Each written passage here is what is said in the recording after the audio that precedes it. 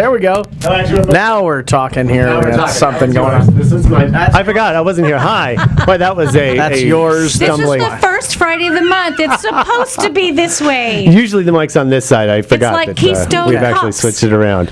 Well, that was an exciting intro. We It called was. musical microphones. I recognize that music. That was very exciting. This was.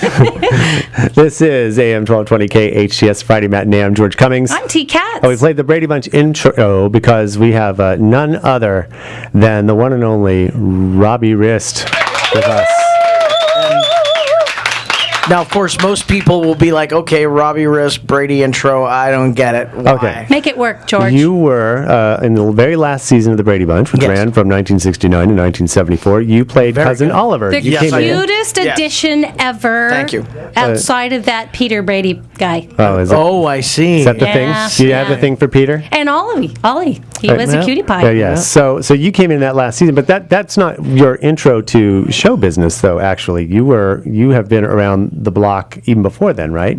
Yeah, by the time I did Brady Bunch, I'd been at it for 3 or 4 years or something, yeah. So this is actually, I hate to say this because we're about the same age, though, a 40-plus year. Oh, I'm almost, no, I'll say I'm 49. Yes. I'm And almost look 50. fabulous. Thank you very much. You know, Just I super. think art keeps you, I don't know, you guys know. Look at you. Art we're keeps all you right. young. Since you we're know. all the same age almost. I'm great Sort of. for the tender age of 23. Yeah, no kidding. Actually, usually when I lie about my age, I skew higher. So when someone goes, "How old are you?" I'm like, "I'm 60." They're like, "You look great." You know what? Yeah. I always wondered about women who lied about their age, and I always swore I would never be that woman. I can't take that pressure because you're trying to be something you're not. Don't but lie if you go young. 5 years older, people do. They'll go, "You look fabulous." Yeah, I'd rather have that every day. Oh yeah, sure. But aside from Brady Bunch, though, I mean, every show conceivable in the 70s and 80s, you had a recurring role on the award-winning Emmy, Mary Tyler Moore Show. Yeah. Emmy award-winning. Nice. Working opposite the late, great Ted Knight as his Yeah. adopted son. Yeah. And Georgia Engel. So, I mean, and also Big John, Little John. Big John, Little John, Who yeah, can forget sorry. that? Even shows that only I would remember, like Luke Han, where you had a guest star. That one. What are you pulling that out for? What is that? What He's is a that? little obscure, George. What is I that? can't be. That was a show about a teenager who was raised by wolves, so to speak, out in the wild, and had to transition back to a 1970s disco America. So That was my life story. How'd that end up on TV? Yeah. but really, Raised by wolves. Yes, I was. But they were nice. But moving forward, I mean, you've been on almost every conceivable television show in the 70s. I did a and lot of through stuff, through yeah. the 80s. You were a working actor, ABC after school specials, weekend Yeah. specials, the whole 9 yards. But then you transitioned into voiceover. Yeah. And have done a ton of voiceover work over the years. Oh, right? my Yeah. daughter today said to me, "Mom, you know he was the best Mutant Ninja Turtle. He is the coolest See? Mutant Ninja Turtle." Yeah, people are still talking about that thing. It's really weird. Like the turtle thing. I was talking to Kyle, the station manager, right? Is that That's right. Yeah, yeah. And I was saying that it's become this generational thing where now people who are in their late 20s and early 30s who were little kids when the movie came out, they're now having kids and they're showing the movie to their kids. That is so cool. Now and it's sort of perpetuating itself. Did you do the voices thing when you were an actor? Before you got into voiceover, like on set, were you that guy practicing the voices or mimicking? Not really. I went to high school with this guy named Bob Bergen, who is the voice of Porky Pig now. Yeah. Bob's and Bob was doing voices, in 11th grade, like all the time. Even when he was off a microphone. Yeah, he apparently loved it. How to way win more than friends I and did. influence people at junior high school age. I was just sort of like, I don't know, I'll do the voice when I go to work. Right. I couldn't be bothered with it even then. But what a transition to go from being in front of, the cameras and the crew, and all of a sudden it's sort of this smaller space you're acting in. Yeah, but the crazy thing about it is acting chops, because I teach also, acting chops are just as important, if not more so, in voiceover than it is for on camera, because if you're on camera, you can get away with being cute. Yeah. And if voiceover, you can't get away with being cute. You have to show up for work every time. So television, voiceover, and film. Yes. And we were talking about one earlier that was a huge monster no pun intended, hit this year. Yeah. I'm in Sharknado. Sharknado. That is so cool. I'm like 1 degree of separation from one of the biggest phenomenons out there right now. Between the Brady thing, the turtle thing, and now this, I'm really thinking of advertising myself as, hey, you want your thing to be a phenomenon? Put me in it. I'm going to pet you for good luck. Yeah, no doubt. That is thank goodness. amazing. Oh, I was going to say thank goodness we're only on the air, but no, there's a camera up there in the corner. Keep your hands I'm where going to you do it can again. see them. Okay. Keep your hands where SCD TV can see them. Okay, this is a family show.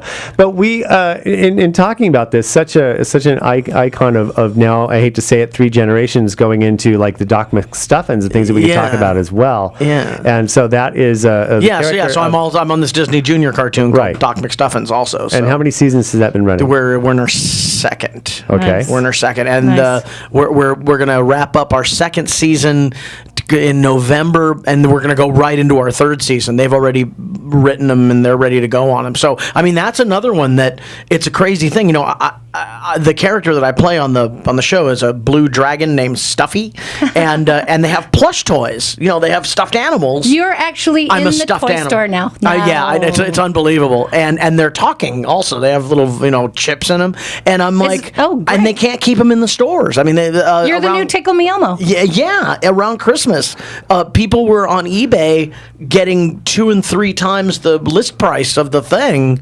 It's unbelievable. George, I see a business opportunity where we're in the know now. You got to jump in. Although by the time it's well known, it's like the Beanie Babies. By the time you jumped in, we're toast. It's over. Maybe last season I should have jumped on it. We have to take a break. We are speaking with the one and only Robbie Rist, multi-generational icon of television, film. We haven't even gotten to your music stuff. I want a T-shirt. I want a T-shirt with that on it. I think we need to put some. I like the one you have here. This is Psych Ward. Oh yeah, I like that. So we'll be talking with Robbie more about his career and what he's doing and what he does in his off time and everything else right after this. This is the Friday Matinee on your hometown station, AM 1220 KHTS. We'll be right back after this.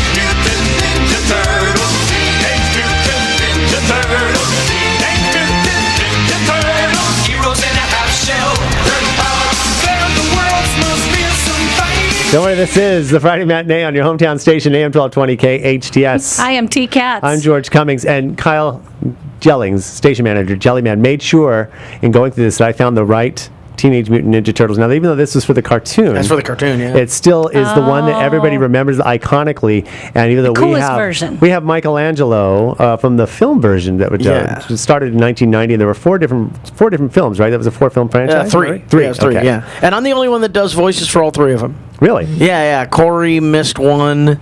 Corey Feldman. And I think they had 3 different Raphaels. I think 3 different people did the voice for that, and so I don't know if there's any significance to that. Actually, there isn't. But I'm in all 3 of them.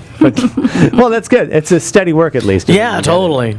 But that's the thing. In going from because looking at your IMDb, I'm sure, and sometimes that isn't always representative of everything you've done. Yeah. But you went. It looks like missing. Straight from the 80s into the 90s. Went straight from like seamless. Young child and teenage stuff. And we can't. Yeah. I saw someone had mentioned by the way, because they said they weren't going to listen because I didn't put Battlestar Galactica 1980. Yeah. So you're also in Galactica 1980 as Dr. Z. Yeah. So we got that was the spin-off. So you're not just consistent. You have really cool projects. I don't. This was back in 1980. I don't know about Galactica 1980 so much. I'm sure there's a huge fan base that would disagree. I mean, think about it. What was Battlestar Galactica but wagon train in space? It was. And the idea was that the wagon train never reaches its destination. Right. In Galactica 1980, they find Earth, and it's like, the flying. okay, now what do we do? Well, it's funny. I actually saw Richard Hatch last week because I know him, and I had a conversation with him about that a while ago. And after the original series had been canceled, they had all gone in their separate ways. But they were going to in the next season, if they had continued, it would have been that. So they were already going to end it. Oh, they were already. But they all. That's why good things must come. They should have come to me. I would have had all kinds of story ideas. Good Lord. Of course. But and moving on though, and that's the thing. And so we kind of watched you grow up over the years, and then a lot of people don't realize, like my sister, I texted her and said, hey, I got, Robbie Rist coming out. What's he done since the Brady Bunch? I said, are you kidding me? The crazy thing is I'm also a trench warfare guy. Like, I was never on anything that lasted. I mean, Doc McStuffins, I think, is the longest job that I've ever had. Kid Video ran 2 years. but mostly it's one-offs and things like that. I think that I'm a that guy. Mm-hmm. You know what I mean? Oh, that guy. He's in that. Your Q score. People will look at your picture and go, "Oh, I know who that is." I know that guy. Yeah, but not a lot of people kind of go. They never sort of put all of those jobs and lump it under one umbrella career. You know? But how nice that you have worked pretty seamlessly and nonstop since you were a kid. Lucky. You're not one of those guys that ended up under a rock and then came back, you're just there. I've been I'm grateful that I've been as lucky as I have. And not just an actor. I hear that you're a musician. I'm a musician. I do a lot of stuff. Now, what's your core love? I mean, I know what you do for work. What do you love? Do you love it all? I like making stuff. You're just creative. Yeah, I just You're the Renaissance guy. I've always been driven by it. I mean, I was putting on plays for the dog when I was 3. Somebody asked earlier if you owned a restaurant. That's not true. Do you cook? No. Yes, I do cook. Oh, see, yes, you are that man. I'm a halfway decent cook. You are that man. Yeah. This is all good, George. And food is creative. Food is creative. Anything involving all the senses. Yeah, I think when you're that person, you like it all. Completely. And somebody told me a long time ago, like, if you're going to be in the entertainment business, don't specialize because there's so much downtime. So I took that maybe a little too much to heart, and started noodling with a guitar. And now I'm spread a little thin. Well, you seem to sit in with like every band in L.A. I wish I could have caught the Undead Kennedys gig. Actually, it would have been very interesting to see. This is the Dead Kennedys, like a cover band, only they dress as zombies, right? Yeah. So it sounds very exciting. But it's hilarious. I see you went on tour sometime last year, like a short tour with some yeah. I play with this. I play with this band called the Mockers, who are from the East Coast, and the lead singer and I did a living room tour. It was pretty great, and we go to Spain a lot. I've been because of this band. I've been to Spain like 8 times. I'm a bonehead. What's a living room tour? Well, we put out an email thing saying we will play in your living room. And so we went across the country. I'm so happy to know this. Yeah, no, there's a whole subculture of artists that do this. Is there like a T-shirt? They do house concerts. This sounds very fun. Well, actually, not from that. Do you have to have a big house? Not from that tour. No, not at all. We played in a kitchen once. What? It's great. While you cooked? No. Oh, darn it. And did some voiceover work while he was there. Yeah, did some voiceover work while he was there. What a fun thing. Yeah, totally. So, no, I really think I'm a really lucky guy. You need to be cloned now, Robbie. Okay. I think maybe there needs to be more of you. How do you do it all? One me is enough. Yeah, really. There's a lot of energy. Ask my lady. Ask my lady. She's like, no, really, one Rob's plenty. One is good. So in talking about that, I want to talk a little bit about Sharknado coming back, because you got about 30 seconds, but I also want to talk a little bit about, because one of the things I saw, you had posted a link on your Facebook page to a Brady Con. Is that Brady convention happening next year. Yeah. Now, is this the first one? First one ever. Okay. Yeah. I want to be in line. I want to be in line. Look at she's already signing up. It's in New Jersey. I'll go. T's a world traveler. I've been to New Jersey. I'm not afraid. I could do it. I almost ended up in New Jersey when I really got lost in Philadelphia once. What exit? I don't remember. We were all over everywhere. Turns out we were looking for King of Prussia Mall, which is nowhere near Philadelphia. You were trying to create the living room tour before there was a living room tour. I was 20 and I was from California. You're very forward-thinking, George. But enough about me. We need to take a break in the name of capitalism for our dear radio station. Yay. This is AM 1220 KHTS Friday Matinee. We'll be right back with Robbie Rist. Hurricane David is poised to be the first hurricane. It's a storm. That's what's driven them all up north. I've never seen so many of them or so bold. It's barely even raining. There's flooding here, and not the plumbing, the ocean. You need to go home. I'm not going anywhere. Storm's coming, and it's coming fast. Just can't sit back and watch this.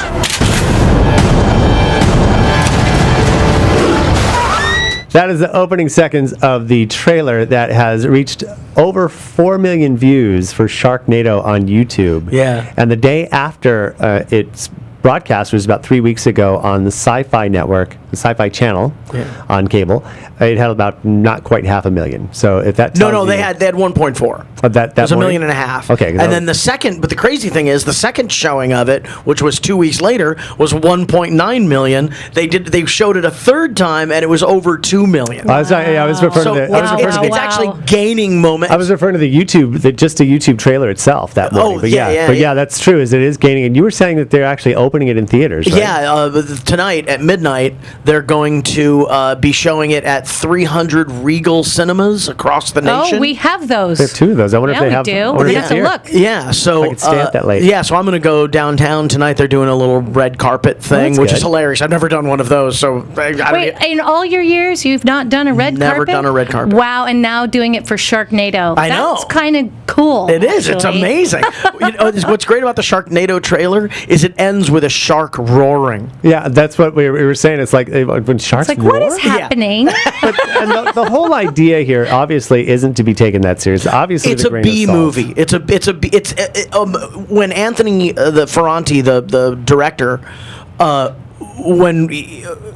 mostly how I got involved with this thing is that I did music for 4 of his other movies, and so I started out doing, that was originally what I was just going to do is music for this thing. But when I found out he was doing it, I was like, I want to be in Sharknado. I grew up with like creature features where all the old films were shown on a Saturday night. Killer Tomatoes, those were fun, and I liked those scary movies because you might jump, but it was silly. And I don't know that I can go and see some of the scary movies that shall remain nameless that are opening shortly. The trailer scares the pants off of me. I still can't watch The Exorcist to this day. Right? I saw it when I was 14. I think it's a time now for this crazy B scary movie. I'm all for it. I love it. I think the crazy thing about Sharknado is that, again, we were talking earlier. It's lightning in a bottle. It's the sort of thing that doesn't. It happens. And then it doesn't, like they're not going to be able to replicate it. But they're talking about a green light Sharknado. Yeah, they're going to do too. But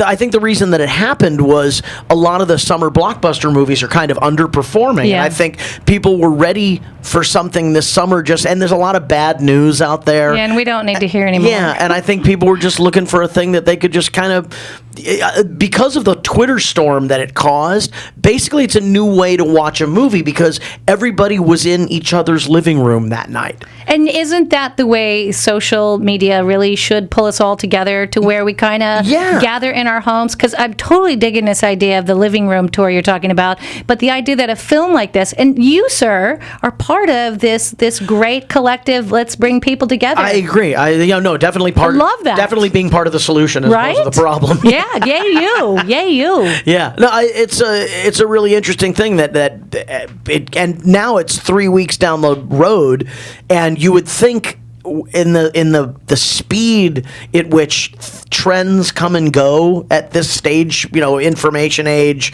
computers, all of this stuff, you would think after 3 weeks this movie would have been long gone. No. This is like the first time you taste Pop Rocks. I don't know what that is, but I want to do it again. That's so great. People are going to watch it more than once, I'm sure. Again, and that's the thing, because SyFy is known for its kind of throwing together of words, whether they just have a dartboard or something with words on Sharktopus. it. Yes. Yeah. You know what? That's a new parlor game in and of itself. Let's come up with titles for a movie. And a lot of them, they go by the wayside. You think, oh, wow, why was that person in this? But this has really been the phenomenon. Now, you play Robbie the bus driver. Yeah. And so, like I said, Anthony just said, I'll put you in the movie. And then I showed up on the set. I'm like, what am I doing? You're driving the bus. Come up with some words. All right. I want you in Sharknado 2. I want them to bring you back. Anthony. There's always a way. That other thing could have been a dream sequence. That's right. Could have been, That's right. Now he's coming back in 2. Maybe a cousin character. That's you right. Bring that in for the end. The cousin Ollie, the bus driver. The vengeful twin brother. That's right. See, there we go. Just give us the name of the people. We'll if we're talking about lions that roar, if we're talking about being able to slice sharks that roar. I'm sorry, lions do roar. Thank you. Yeah. Where am I? I've been up since 4 o'clock this morning, young lady. I say it every Friday. But, yes, I know. Lions sharks that roar. Sharks that roar. Then we can work in all of these. And then they fight them with the vengeful. What is that? Chainsaw. That chainsaw. I think the weed eater this time. Yeah, weed eater. That chainsaw sequence at the end Have you seen it? I saw the trailer. Okay, but don't ruin it. I haven't. I heard about There's it. a chainsaw bit at the end of the movie that is one of the funniest things I've ever seen. I cannot wait. I have heard about It's it. unbelievable. I allowed the spoiler alert to be placed in within earshot. And I also believe that Tara Reid owes Anthony Ferrante a really big thanks. Put her back on the map. Put her back on the map. Totally. In a good way. Yeah, completely. Yes. Vertical, not horizontal. So what's coming up for you? Anything else, or just as it falls in? Working on that. I play music all the time. Just find me on Facebook. We're selling the theme song to Sharknado on iTunes. It's called The Ballad of Sharknado. Oh, that's awesome! Right there. Ballad of Sharknado. It's on iTunes. Also, if you want Carl Goldman, we got to put that in the lineup. There Ballad you go. of Sharknado. And we got and there's a video for it on YouTube also. Outstanding. The band is called Quint. Nice. Yeah. So as a nod to the 1975 motion picture Jaws. yes, I love it. And it's mostly. I mean, Anthony and I wrote all the songs that are in the movie also, as well as that one. So you kept quite busy. It's pretty great. It's pretty hilarious. Robbie Rist, actor, musician, voiceover king, par excellence. Multi-generational, multi-platform. Yes. You, sir, are fantastic. And of course, my question in all of that is, where the heck is the money? So don't be hitting him up as you go out the door. Can't have everything. Yeah, I guess so. Well, thanks so much for coming on the Friday Matinee. Thank you for having really me. good That's sport. awesome. Really appreciate it. This is the Friday Matinee. Coming up next is the Santa Clarita Arts and Events Office. We got Jeff Barber coming up as our next guest. Stick around.